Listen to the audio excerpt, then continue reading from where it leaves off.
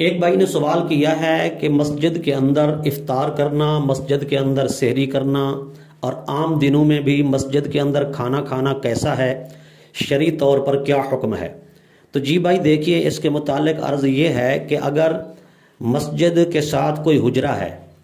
या बाज़ औक़ात मस्जिद के साथ जो है वो मदरसा कैम किया जाता है, मदरसे के लिए दरसगाह बनाई जाती है, हुजरे बनाए जाते हैं, कोई जामिया होता है उसकी इमारत होती है, या मस्जिद के साथ कोई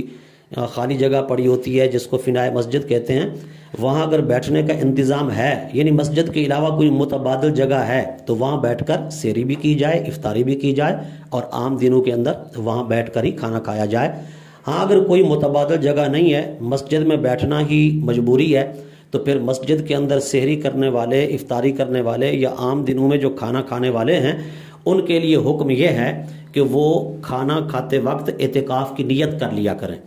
और मस्जिद को आलूदगी से भी बचाया करें। खाना वगैरह, सालन वगैरह या इसी तरह कोई मीठा पानी, शरबत होता है,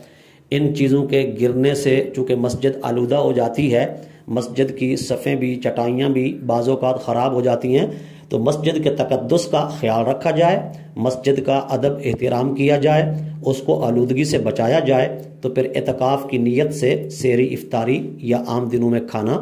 किया जा सकता है।